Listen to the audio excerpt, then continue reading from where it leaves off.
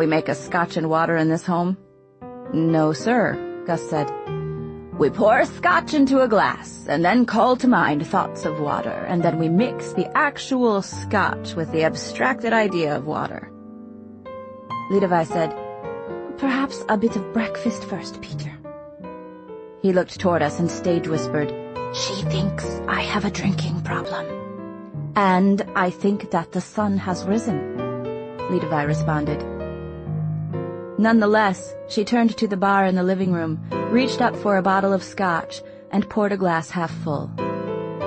She carried it to him. Peter Van Houten took a sip, then sat up straight in his chair. "A drink this good deserves one's best posture," he said. I became conscious of my own posture and sat up a little on the couch. I rearranged my cannula. Dad always told me that you can judge people by the way they treat waiters and assistants. By this measure, Peter Van Houten was possibly the world's douchiest douche. "So, you like my book?" he said to Augustus after another sip. "Yeah," I said, speaking up on Augustus's behalf.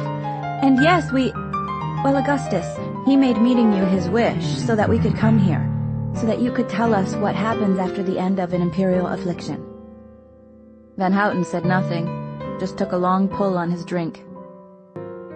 After a minute, Augustus said, "Your book is sort of the thing that brought us together."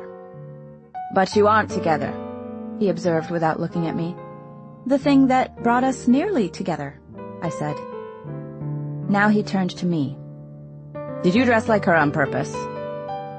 "Anna?" I asked. He just kept staring at me. "Kind of," I said. He took a long drink, then grimaced. "I do not have a drinking problem," he announced, his voice needlessly loud. "I have a Churchillian relationship with alcohol. I can crack jokes and govern England and do anything I want to do, except not drink." He glanced over at Levi and nodded toward his glass. She took it, then walked back to the bar. "Just the idea of water, Levi," he instructed. "Ja, got it," she said, the accent almost American. The second drink arrived. Van Houten's spine stiffened again out of respect. He kicked off his slippers. He had really ugly feet. He was rather ruining the whole business of authorial genius for me, but he had the answers. "Well, I said, first, we do want to say thank you for dinner last night, and—" "We bought them dinner last night?" Van Houten asked Levi. "Yes, at Orange." Yes. Well, believe me when I say that you do not have me to thank, but rather Levi, who is exceptionally talented in the field of spending my money." "It was our pleasure," Levi said. "Well, thanks at any rate," Augustus said. I could hear annoyance in his voice. "So here I am," Van Houten said after a moment. "What are your questions?" Augustus said. "He seemed so intelligent in print," Van Houten said to Levi regarding Augustus. "Perhaps the cancer has established a beachhead in his brain." "Peter!" Levi said, duly horrified.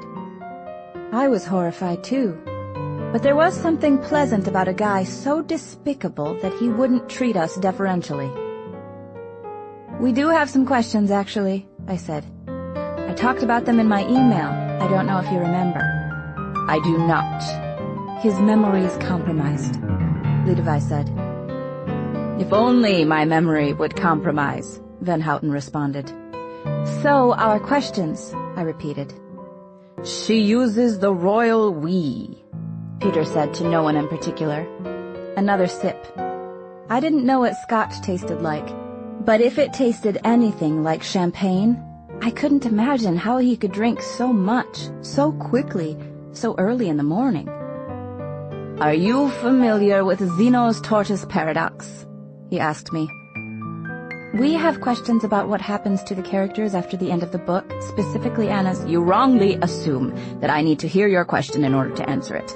You are familiar with the philosopher Zeno?" I shook my head vaguely. Alas. Zeno was a pre-Socratic philosopher who is said to have discovered 40 paradoxes within the worldview put forth by Parmenides. Surely you know Parmenides, he said, and I nodded that I knew Parmenides, although I did not. Thank God, he said.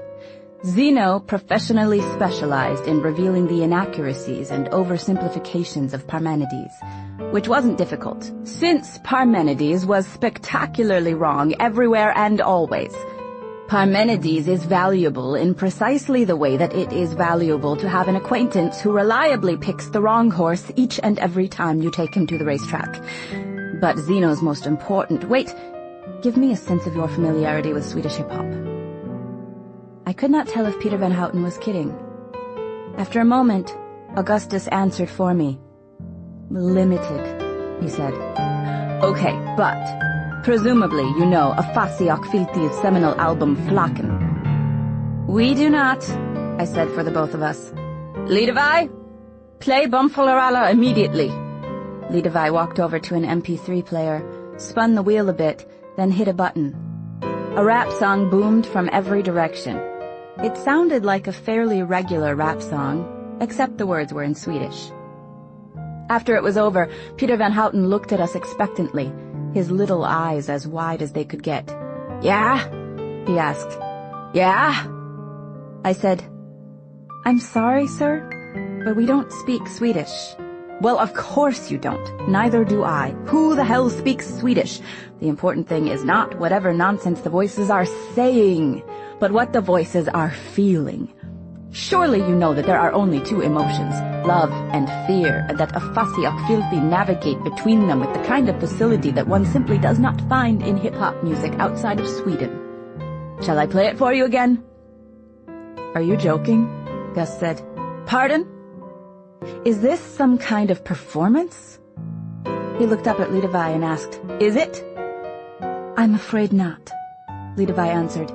He's not always— This is unusually— Oh, shut up, Lidevai. Rudolf Otto said that if you had not encountered the numinous, if you have not experienced a non-rational encounter with the mysterium tremendum, then his work was not for you. And I say to you, young friends, that if you cannot hear Afasi Akfilti's bravadic response to fear, then my work is not for you.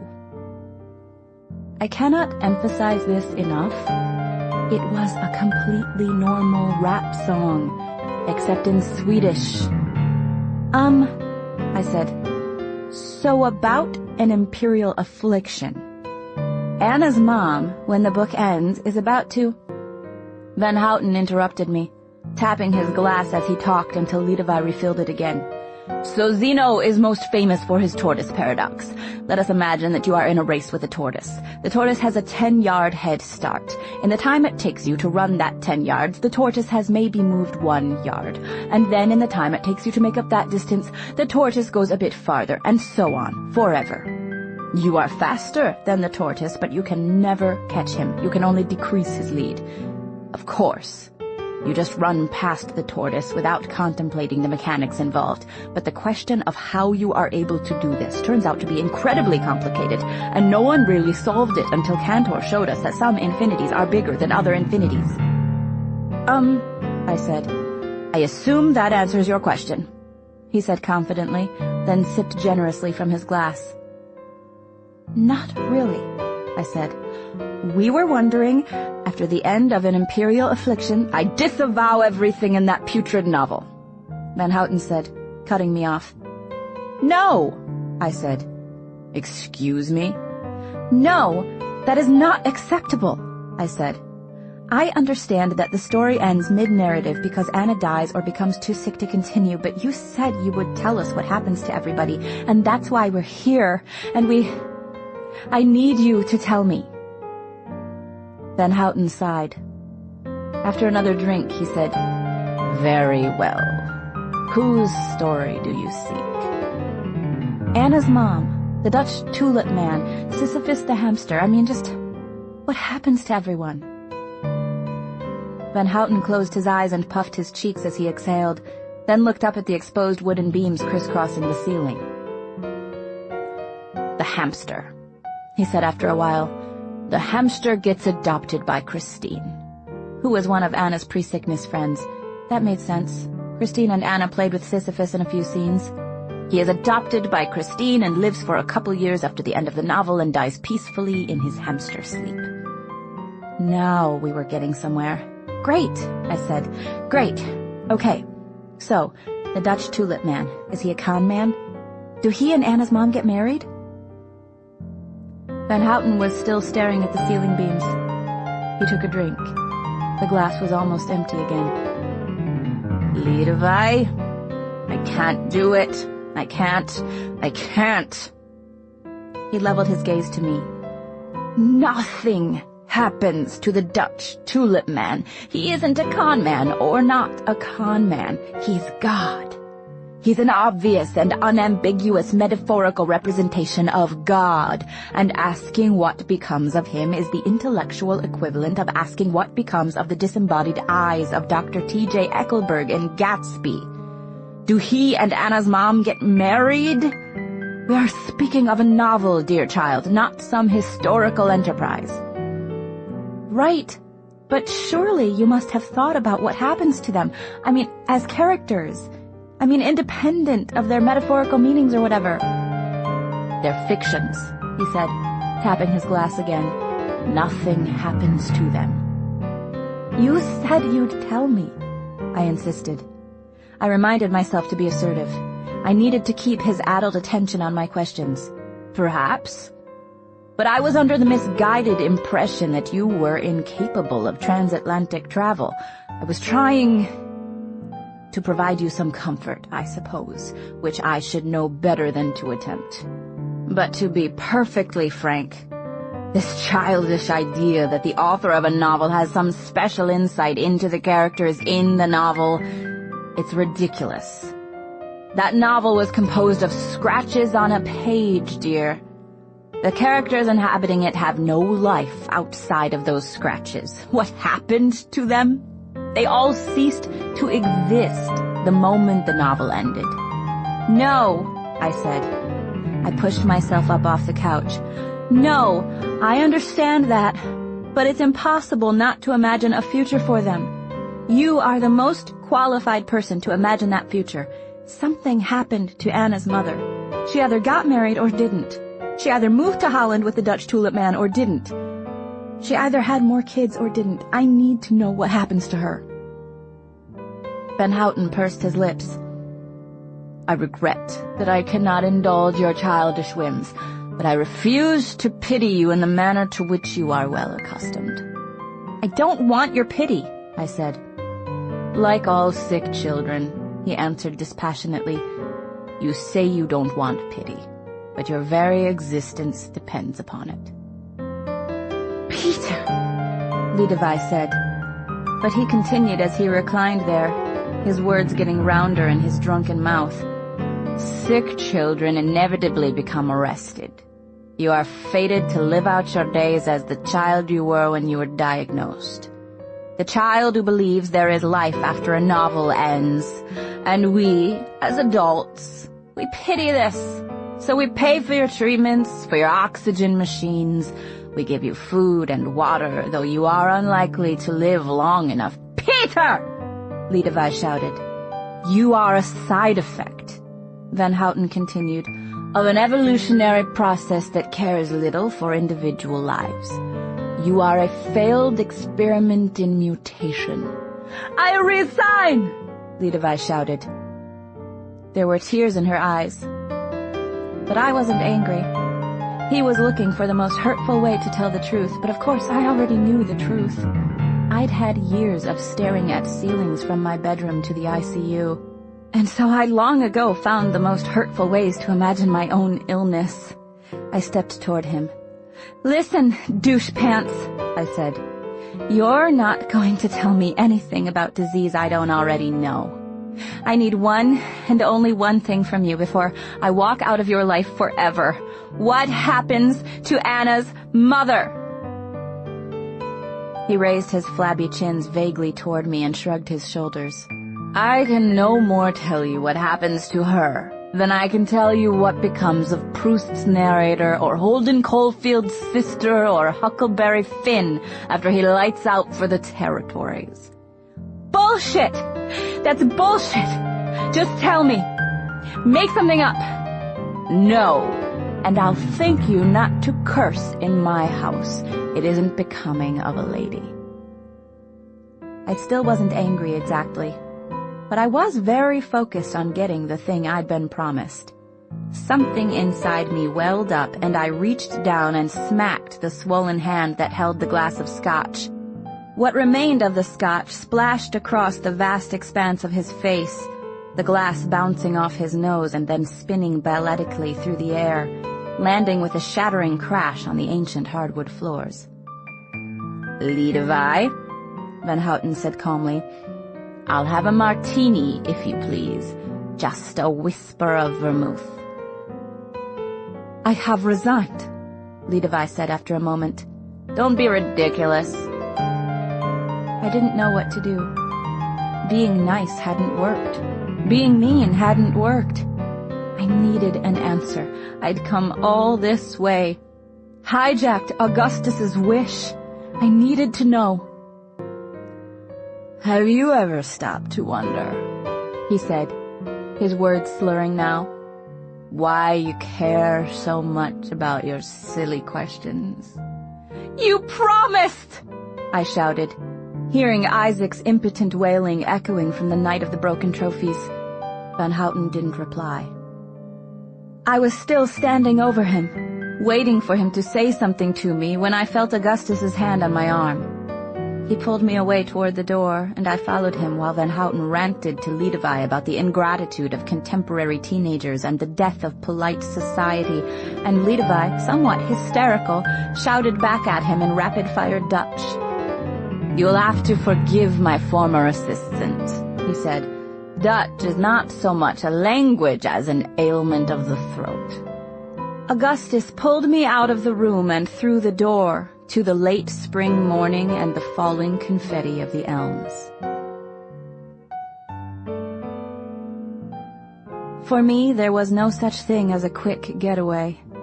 But we made our way down the stairs, Augustus holding my cart, and then started to walk back toward the Philosophe on a bumpy sidewalk of interwoven rectangular bricks. For the first time since the swing set, I started crying. "Hey," he said, touching my hips. "Hey, it's okay." I nodded and wiped my face with the back of my hand. "He sucks." I nodded again. "I'll write you an epilogue," Gus said. That made me cry harder. "I will," he said. "I will. Better than any shit that drunk could write. His brain is Swiss cheese. He doesn't even remember writing the book. I can write 10 times the story that guy can. There will be blood and guts and sacrifice. An imperial affliction meets the price of dawn. You'll love it." I kept nodding, faking a smile, and then he hugged me, his strong arms pulling me into his muscular chest, and I sogged up his polo shirt a little, but then recovered enough to speak. "I spent your wish on that douche face," I said into his chest. "Hazel Grace. No. I will grant you that you did spend my one and only wish, but you did not spend it on him. You spent it on us." Behind us, I heard the plonk-plonk of high heels running. I turned around. It was Leadavai, her eyeliner running down her cheeks, duly horrified, chasing us up the sidewalk. "Perhaps we should go to the Anna Frank house," Leadavai said. "I'm not going anywhere with that monster," Augustus said. "He is not invited," Leadavai said. Augustus kept holding me, protective, his hand on the side of my face. "I don't think," he started, but I cut him off. "We should go." I still wanted answers from Van Houten, but it wasn't all I wanted.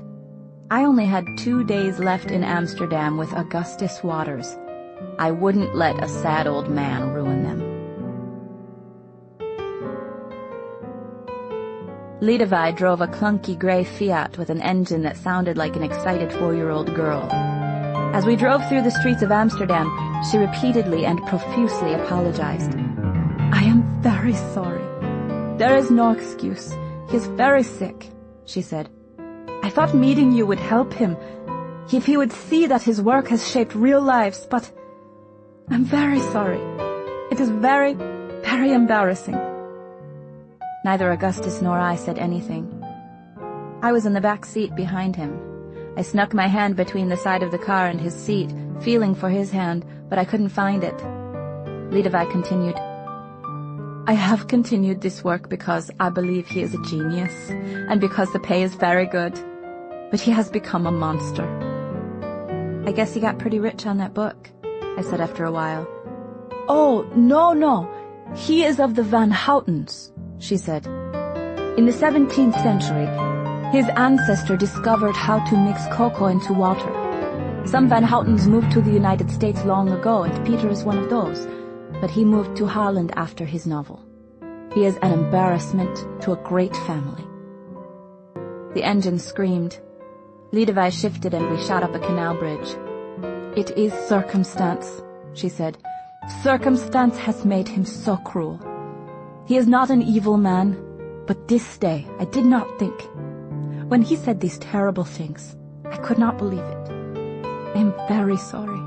Very, very sorry." We had to park a block away from the Anne Frank house. And then, while Levi stood in line to get tickets for us, I sat with my back against a little tree, looking at all the moored houseboats in the Prinsengracht Canal.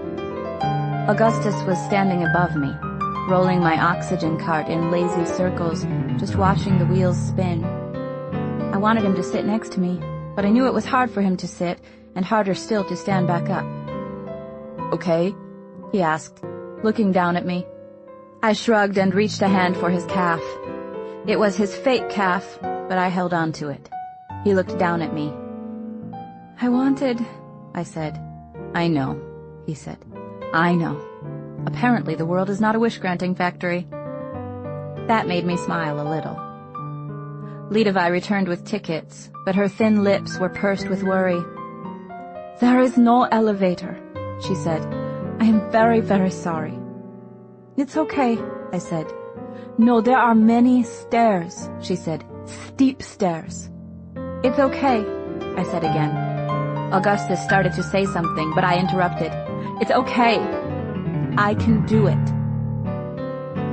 We began in a room with a video about Jews in Holland and the Nazi invasion and the Frank family. Then we walked upstairs into the canal house where Otto Frank's business had been. The stairs were slow, for me and Augustus both, but I felt strong. Soon I was staring at the famous bookcase that had hid Anne Frank, her family, and 4 others.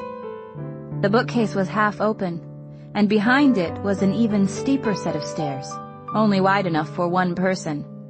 There were fellow visitors all around us, and I didn't want to hold up the procession, but Levi said, "If everyone could be patient, please." And I began the walk up, Levi carrying the cart behind me, Gus behind her. It was 14 steps.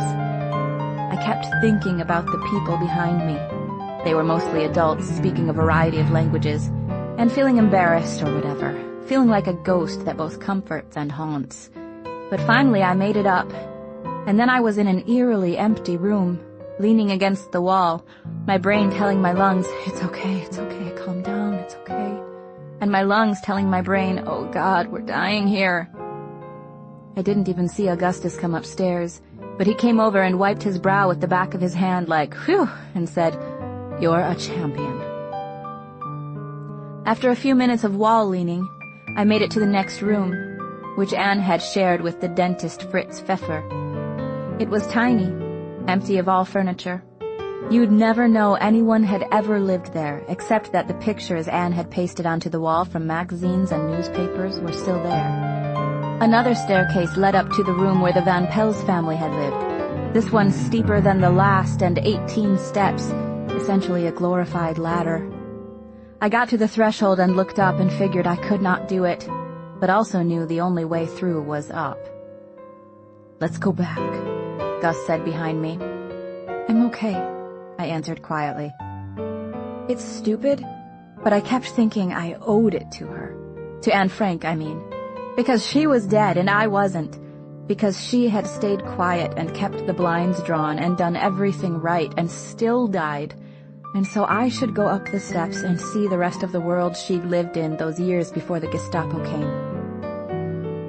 I began to climb the stairs, crawling up them like a little kid would, slow at first so I could breathe, but then faster because I knew I couldn't breathe and wanted to get to the top before everything gave out. The blackness encroached around my field of vision as I pulled myself up, 18 steps, steep as hell.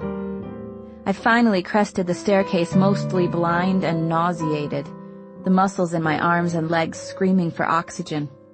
I slumped seated against a wall, heaving watered-down coughs. There was an empty glass case bolted to the wall above me, and I stared up through it to the ceiling and tried not to pass out. Lidovi crouched down next to me, saying, "You are at the top. That is it." And I nodded.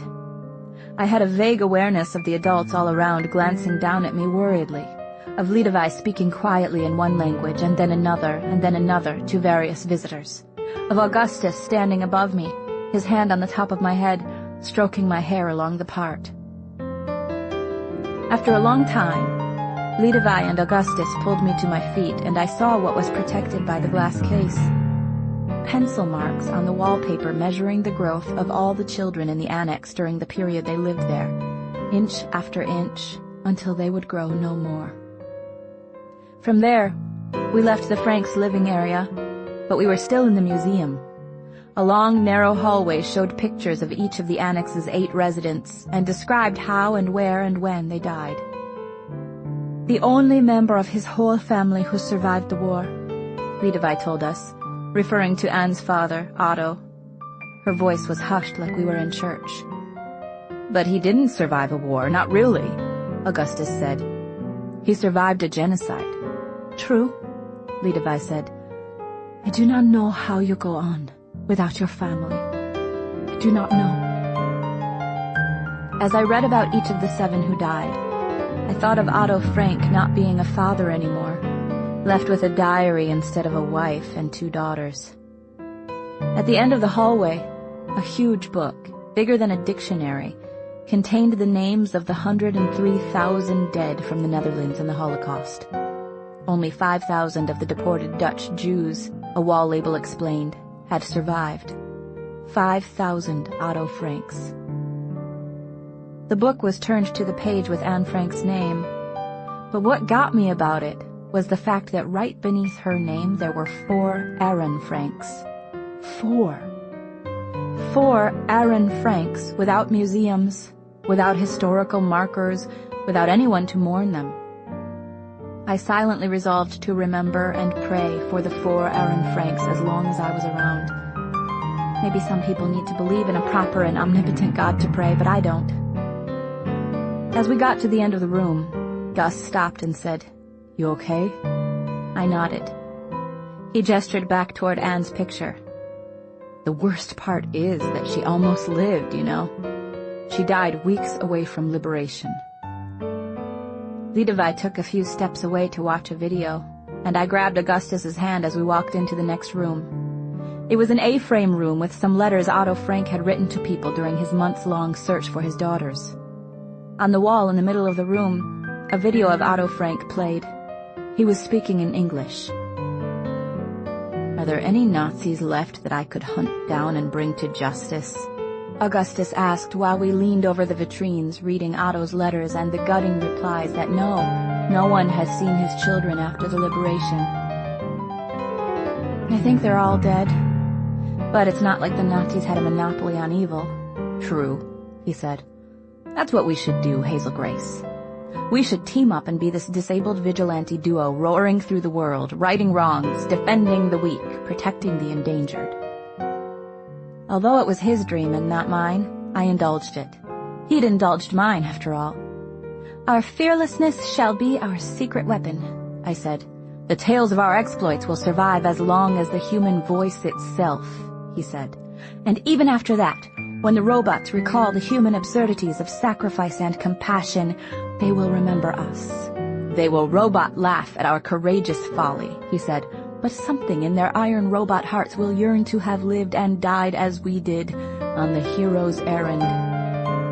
Augustus Waters, I said, looking up at him, thinking that you cannot kiss anyone in the Anne Frank house, and then thinking that Anne Frank, after all, kissed someone in the Anne Frank house, and that she would probably like nothing more than for her home to have become a place where the young and irreparably broken sink into love.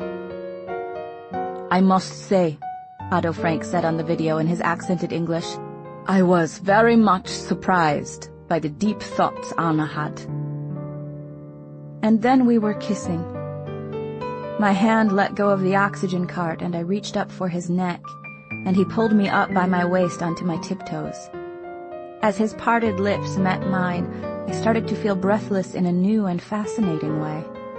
The space around us evaporated, and for a weird moment I really liked my body. This cancer-ruined thing I'd spent years dragging around suddenly seemed worth the struggle, worth the chest tubes and the PICC lines and the ceaseless bodily betrayal of the tumors. It was quite a different Anna I had known as my daughter. She never really showed this kind of inner feeling, Otto Frank continued. The kiss lasted forever as Otto Frank kept talking from behind me.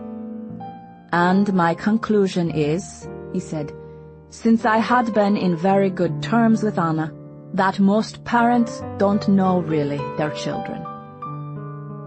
I realized that my eyes were closed and opened them. Augustus was staring at me, his blue eyes closer to me than they'd ever been.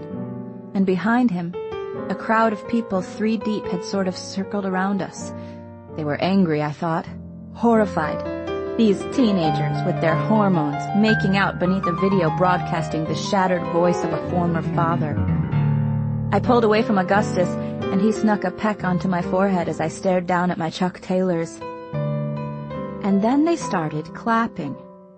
All the people, all these adults, just started clapping, and one shouted, "Bravo!" in a European accent.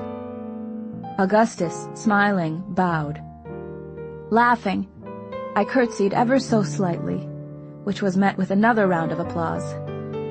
We made our way downstairs, letting all the adults go down first, and right before we got to the cafe, where blessedly an elevator took us back down to ground level and the gift shop, we saw pages of Anne's diary, and also her unpublished book of quotations. The quote book happened to be turned to a page of Shakespeare quotations. "For who so firm that cannot be seduced," she'd written.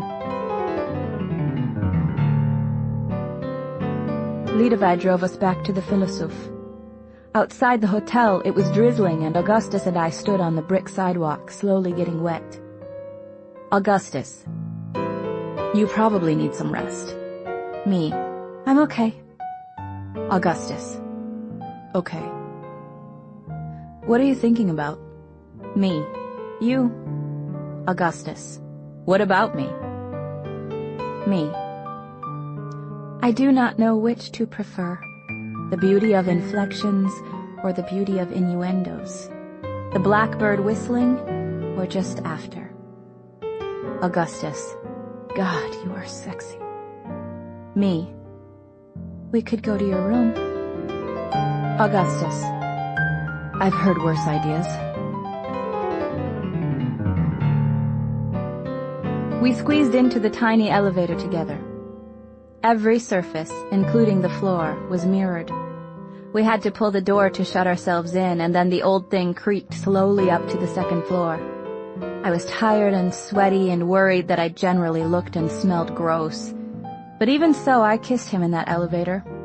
And then he pulled away and pointed at the mirror and said, "Look, infinite hazels." "Some infinities are larger than other infinities," I drawled, mimicking Van Houten. "What an ass clown," Augustus said, and it took all that time and more just to get us to the second floor. Finally, the elevator lurched to a halt, and he pushed the mirrored door open. When it was half open, he winced in pain and lost his grip on the door for a second. "You okay?" I asked. After a second, he said, Yeah, door's just heavy, I guess." He pushed again and got it open. He let me walk out first, of course. But then I didn't know which direction to walk down the hallway, and so I just stood there outside the elevator, and he stood there too, his face still contorted, and I said again, Okay? Just out of shape, Hazel Grace. All is well. We were just standing there in the hallway, and he wasn't leading the way to his room or anything, and I didn't know where his room was. And as the stalemate continued, I became convinced he was trying to figure out a way not to hook up with me, that I never should have suggested the idea in the first place, that it was unladylike and therefore had disgusted Augustus Waters, who was standing there looking at me unblinking, trying to think of a way to extricate himself from the situation politely. And then, after forever, he said, "It's above my knee and it just tapers a little and then it's just skin. There's a nasty scar, but it looks like..." "What?" I asked. "My leg," he said. "Just so you're prepared in case you see it or what." "Oh, get over yourself," I said, and took the 2 steps I needed to get to him. I kissed him, hard, pressing him against the wall, and I kept kissing him as he fumbled for the room key. We crawled into the bed, my freedom circumscribed some by the oxygen. But even so, I could get on top of him and take his shirt off and taste the sweat on the skin below his collarbone as I whispered into his skin, "I love you, Augustus Waters," his body relaxing beneath mine as he heard me say it. He reached down and tried to pull my shirt off, but it got tangled in the tube. I laughed. "How do you do this every day?" he asked as I disentangled my shirt from the tubes. Idiotically, it occurred to me that my pink underwear didn't match my purple bra, as if boys even noticed such things. I crawled under the covers and kicked out of my jeans and socks and then watched the comforter dance as beneath it, Augustus removed first his jeans and then his leg. We were lying on our backs next to each other, everything hidden by the covers. And after a second I reached over for his thigh and let my hand trail downward to the stump, the thick, scarred skin. I held the stump for a second. He flinched. "It hurts?" I asked. "No," he said. He flipped himself onto his side and kissed me. "You're so hot," I said, my hand still on his leg. "I'm starting to think you have an amputee fetish," he answered, still kissing me. I laughed. "I have an Augustus Waters fetish," I explained. The whole affair was the precise opposite of what I figured it would be. Slow and patient and quiet, and neither particularly painful nor particularly ecstatic. There were a lot of condomy problems that I did not get a particularly good look at. No headboards were broken, no screaming. Honestly, it was probably the longest time we'd ever spent together without talking. Only one thing followed type. Afterward, when I had my face resting against Augustus's chest, listening to his heart pound, Augustus said, "Hazel Grace, I literally cannot keep my eyes open." "Misuse of literality," I said. "No," he said. "So tired." His face turned away from me, my ear pressed to his chest, listening to his lungs settle into the rhythm of sleep. After a while, I got up, dressed, found the Hotel Philosophe stationery, and wrote him a love letter. I wrote, "Dearest Augustus." Then I drew a large circle and wrote "Virgins" inside it. I drew a tiny circle on the edge of the big circle and labeled it 17-year-old guys with one leg. There was a lot of overlap, but it was no longer 100%. And then I signed it, "Yours, Hazel Grace." Chapter 13. The next morning, our last full day in Amsterdam, Mom and Augustus and I walked the half block from the hotel to the Vondelpark, where we found a cafe in the shadow of the Dutch National Film Museum. Over lattes, which, the waiter explained to us, the Dutch called wrong coffee because it had more milk than coffee, we sat in the lacy shade of a huge chestnut tree and recounted for Mom our encounter with the great Peter Van Houten. We made the story funny. You have a choice in this world, I believe, about how to tell sad stories, and we made the funny choice.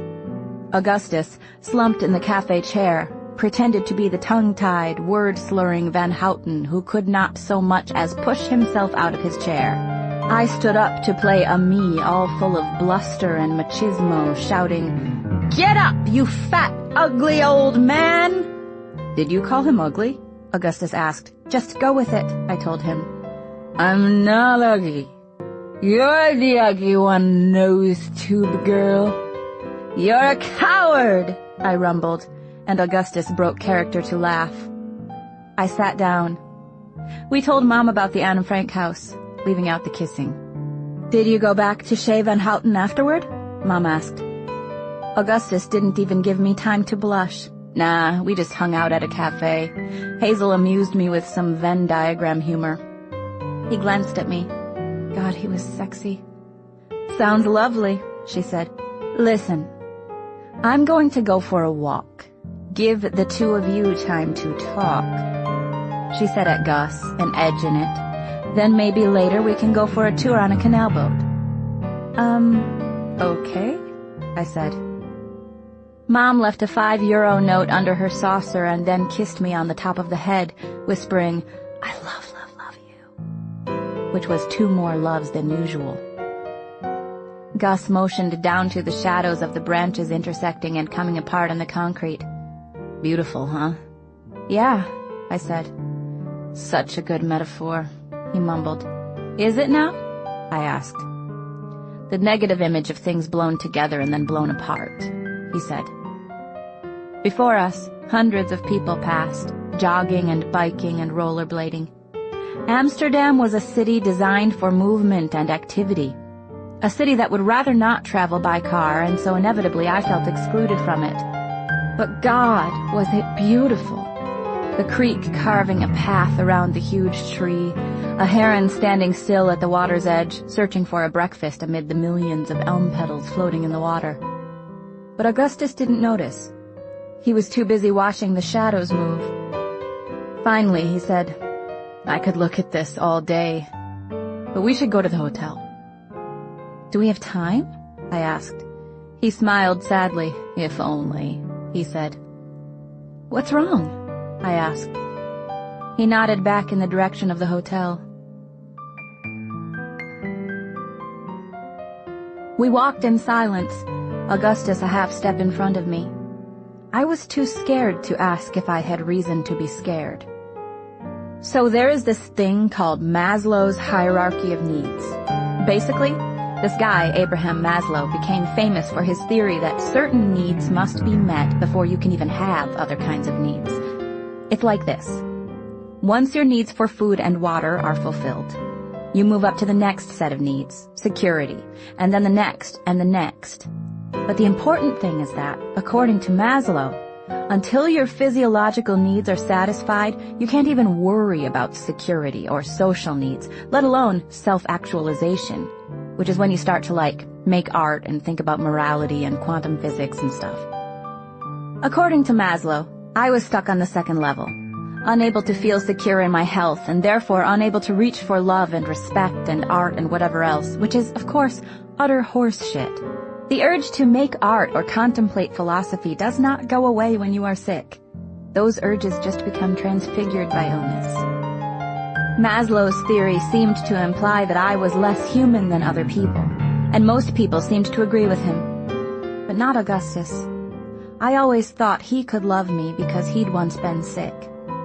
Only now did it occur to me that maybe he still was. We arrived in my room, the Kierkegaard.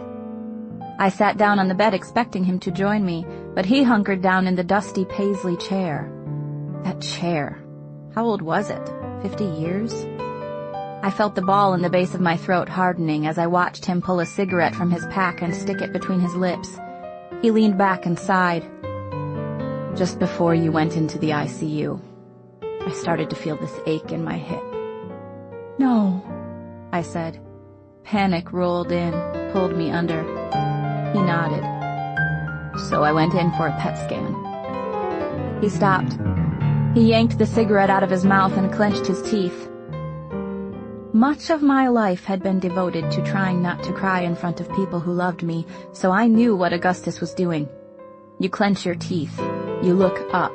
You tell yourself that if they see you cry, it will hurt them, and you will be nothing but a sadness in their lives, and you must not become a mere sadness, so you will not cry. And you say all of this to yourself while looking up at the ceiling, and then you swallow even though your throat does not want to close, and you look at the person who loves you and smile. He flashed his crooked smile, then said, "I lit up like a Christmas tree, Hazel Grace. The lining of my chest, my left hip, my liver, everywhere. Everywhere." That word hung in the air a while. We both knew what it meant. I got up, dragging my body and the cart across carpet that was older than Augustus would ever be, and I knelt at the base of the chair and put my head in his lap and hugged him by the waist. He was stroking my hair. "I'm so sorry," I said. "I'm sorry I didn't tell you," he said, his voice calm. "Your mom must know, the way she looked at me. My mom must have just told her or something. I should have told you. It was stupid, selfish." I knew why he hadn't said anything, of course. The same reason I hadn't wanted him to see me in the ICU.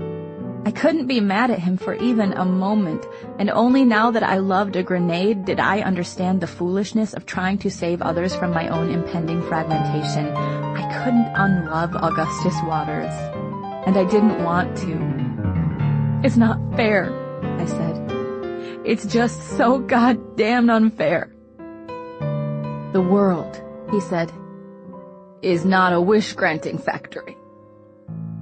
And then he broke down, just for one moment, his sob roaring impotent like a clap of thunder unaccompanied by lightning, the terrible ferocity that amateurs in the field of suffering might mistake for weakness. Then he pulled me to him and, his face inches from mine, resolved, "I'll fight it. I'll fight it for you. Don't you worry about me, Hazel Grace. I'm okay. I'll find a way to hang around and annoy you for a long time." I was crying, but even then he was strong, holding me tight so that I could see the sinewy muscles of his arms wrapped around me as he said, "I'm sorry. You'll be okay. It'll be okay. I promise," and smiled his crooked smile. He kissed my forehead, and then I felt his powerful chest deflate just a little. I guess I had a hamartia after all. After a while, I pulled him over to the bed and we lay there together as he told me they'd started palliative chemo, but he gave it up to go to Amsterdam, even though his parents were furious. They'd tried to stop him right up until that morning, when I heard him screaming that his body belonged to him. "We could have rescheduled," I said. "No, we couldn't have," he answered. "Anyway, it wasn't working. I could tell it wasn't working, you know." I nodded. "It was just bullshit. The whole thing," I said. "They'll try something else when I get home. They've always got a new idea." "Yeah," I said, having been the experimental pincushion myself. "I kind of conned you into believing you were falling in love with a healthy person," he said. I shrugged. "I'd have done the same to you." "No, you wouldn't have. But we can't all be as awesome as you." He kissed me, then grimaced. "Does it hurt?" I asked. "No, just..." He stared at the ceiling for a long time before saying, "I like this world. I like drinking champagne. I like not smoking. I like the sound of Dutch people speaking Dutch. And now, I don't even get a battle. I don't get a fight." "You get to battle cancer," I said. "That is your battle, and you'll keep fighting," I told him. I hated it when people tried to build me up to prepare for battle, but I did it to him anyway. You'll live your best life today. This is your war now." I despised myself for the cheesy sentiment, but what else did I have? "Some war," he said dismissively. What am I at war with? My cancer. And what is my cancer? My cancer is me. The tumors are made of me. They're made of me as surely as my brain and my heart are made of me. It is a civil war, Hazel Grace, with a predetermined winner. Gus, I said. I couldn't say anything else. He was too smart for the kinds of solace I could offer. Okay, he said. But it wasn't. After a moment, he said, if you go to the Rijksmuseum, which I really wanted to do, but who are we kidding? Neither of us can walk through a museum. But anyway, I looked at the collection online before we left. If you were to go, and hopefully someday you will, you would see a lot of paintings of dead people. You'd see Jesus on the cross, and you'd see a dude getting stabbed in the neck, and you'd see people dying at sea and in battle and a parade of martyrs. But not one single cancer kid. Nobody biting it from the plague or smallpox or yellow fever or whatever, because there is no glory in illness. There is no meaning to it. There is no honor in dying of. Abraham Maslow, I present to you Augustus Waters, whose existential curiosity dwarfed that of his well-fed, well-loved, healthy brethren. While the mass of men went on leading thoroughly unexamined lives of monstrous consumption, Augustus Waters examined the collection of the Rijksmuseum from afar. What? Augustus asked after a while. Nothing, I said. I couldn't finish the sentence. Didn't know how to. I'm just very, very fond of you. He smiled with half his mouth, his nose inches from mine. The feeling is mutual. I don't suppose you can forget about it and treat me like I'm not dying. I don't think you're dying, I said. I think you've just got a touch of cancer. He smiled. Gallows humor. I'm on a roller coaster that only goes up, he said, and it is my privilege and my responsibility to ride all the way up with you, I said. Would it be absolutely ludicrous to try to make out? There is no try, I said. There is only do. Chapter 14. On the flight home, 20,000 feet above clouds that were 10,000 feet above the ground, Gus said, I used to think it would be fun to live on a cloud. Yeah, I said, like it would be like one of those inflatable moonwalk machines, except for always. But then in middle school science, Mr. Martinez asked who among us had ever fantasized about living in the clouds, and everyone raised their hand. Then Mr. Martinez told us that up in the clouds the wind blew 150 miles an hour and the temperature was 30 below zero and there was no oxygen and we'd all die within seconds. Sounds like a nice guy. He specialized in the murder of dreams, Hazel Grace, let me tell you. You think volcanoes are awesome? Tell that to the 10,000 screaming corpses at Pompeii. You still secretly believe that there is an element of magic to this world? It's all just soulless molecules bouncing against each other randomly. Do you worry about who will take care of you if your parents die? As well you should, because they will be worm food in the fullness of time. Ignorance is bliss, I said. A flight attendant walked through the aisle with a beverage cart, half whispering, Drinks, drinks, drinks, drinks. Gus leaned over me, raising his hand. Could we have some champagne, please? You're 21? She asked dubiously. I conspicuously rearranged the nubbins in my nose. The stewardess smiled, then glanced down at my sleeping mother. She won't mind? She asked of Mom. Nah, I said. So she poured champagne into 2 plastic cups. Cancer perks.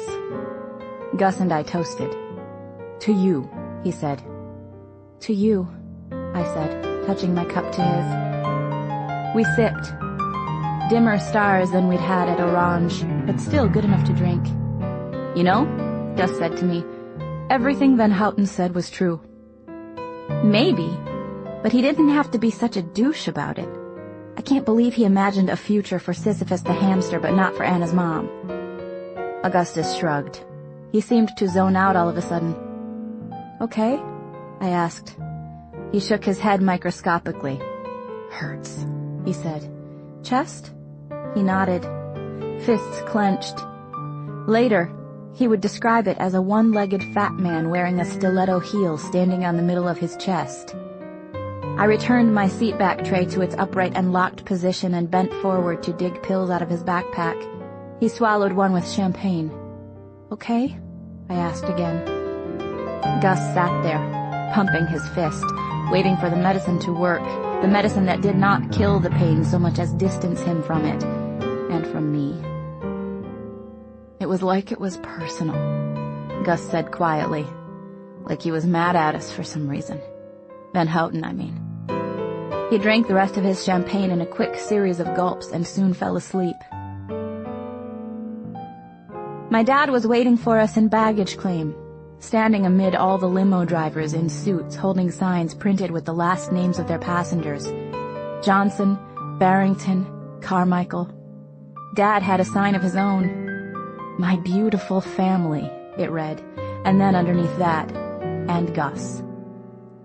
I hugged him, and he started crying, of course.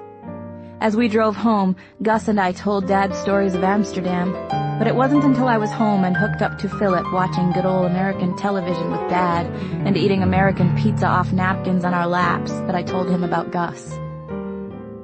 "Gus had a recurrence," I said. "I know," he said. He scooted over toward me and then added, "His mom told us before the trip. I'm sorry he kept it from you. I'm sorry, Hazel." I didn't say anything for a long time. The show we were watching was about people who are trying to pick which house they are going to buy. "So I read An Imperial Affliction while you guys were gone," Dad said. I turned my head up to him. "Oh, cool. What did you think?" "It was good. A little over my head. I was a biochemistry major, remember, not a literature guy. I do wish it had ended." "Yeah," I said. "Common complaint." "Also, it was a bit hopeless," he said. "A bit defeatist." "If by defeatist you mean honest, then I agree." "I don't think defeatism is honest," Dad answered. "I refuse to accept that."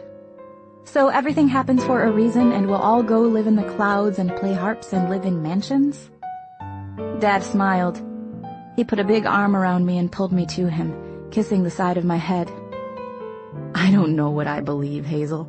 I thought being an adult meant knowing what you believe, but that has not been my experience." "Yeah," I said. "Okay."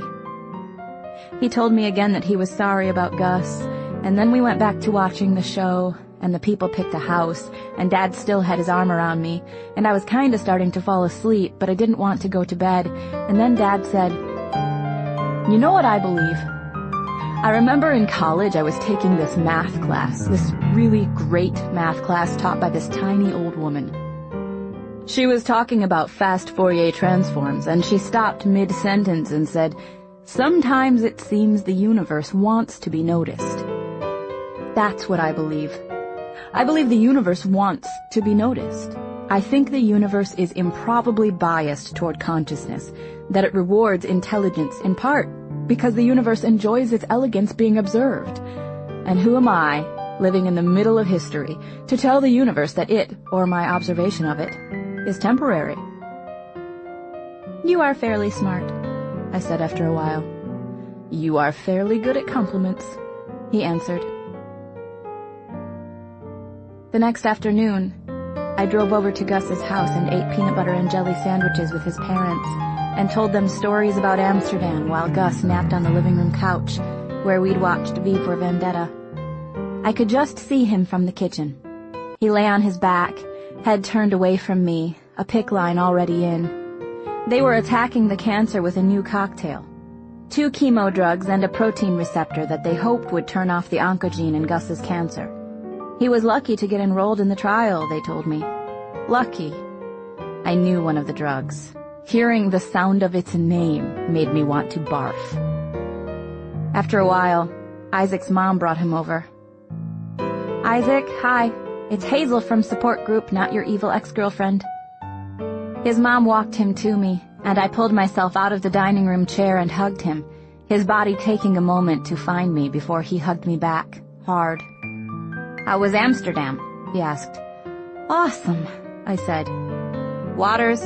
he said. "Where are you, bro?" "He's napping," I said, and my voice caught. Isaac shook his head.